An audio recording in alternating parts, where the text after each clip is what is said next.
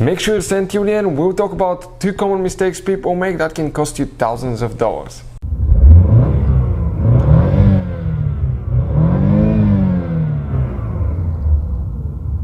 Hey guys, welcome back to Electrical Car Repair Live. Thank you guys for watching and subscribing to the channel. Today will be super helpful video to any of you guys having a dot charger. If you have a dot charger, you need to find guys where the fuse for the front right turn signal is located. Stay with us, we'll explain that in this video today. We'll explain if it's still not working after replacing the turn signal fuse, and you may even replace the turn signal and it's still not working, what else it could be. So make sure you stay till the end. We'll explain about that. Also, we'll talk about 3 common mistakes people make that can cost you thousands of dollars when replacing a fuse or relay. So make sure you stay until the end. Before we start, let me just tell you a little bit about us guys. Every single car we get here at the garage, we try to make at least 200 to 300 free repair videos. Why we do that? Because our mission at the shop is to save you as much money as we can. All we need in return, please subscribe to the channel, like the video, that way we can keep making these free videos.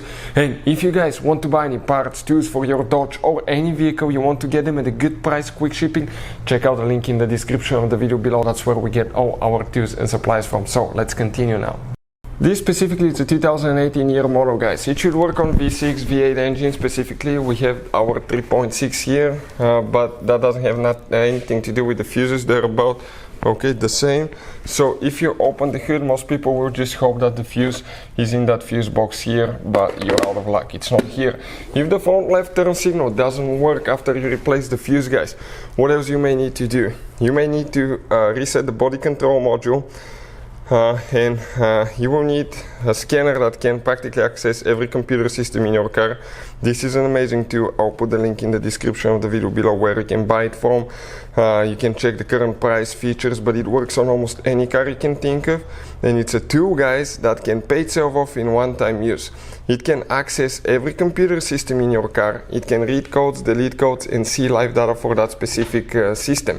And on some of these newer vehicles, like that BMW there guys, has about 60 computers. So scanner like that, it's something you must have in order to work on your modern vehicle nowadays. So let's explain where the front right turn signal fuse is located now.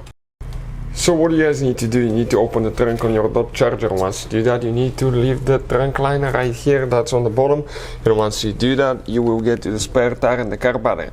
Now, 3 common mistakes people here often make guys. 1, it's almost always recommended to disconnect the car battery when replacing fuses and relays, especially for the important ones. Otherwise you can cause damage to electrical components, modules, computers, and that can guys could cost you quite a bit of money to fix. Number 2, another common mistake.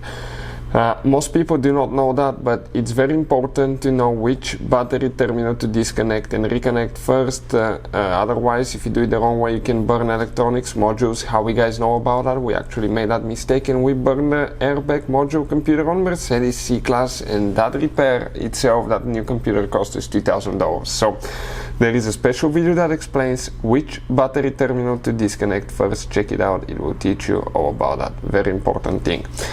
Next, the fuse box is right here. You can see all we need to do, press right here, okay, lift up like that, okay, and flip it open. That's where the fuses and relays are. And that's where the third mistake comes as well guys.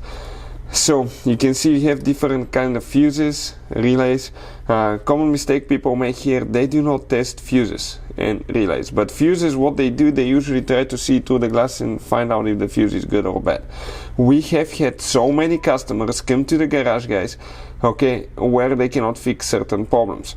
They bought parts, they replaced multiple parts, they wasted their time, they said the fuse was fine, and when we checked actually and we tested the fuse, it was blown. So by not testing the fuse, sometimes you may think you install a good fuse in the car, it's actually a bad fuse, and that way you will waste your money and time guys. So always test fuses, relays. We'll put a link to a special video that will teach you how to test fuses, relays, and where to buy cheap fuses and relays from as well.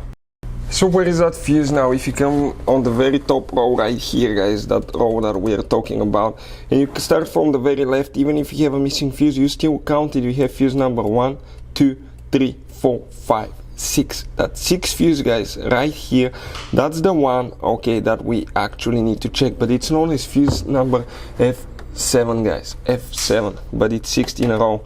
I don't know who invented that counting, but I guess they have one in mind. So that's the fuse.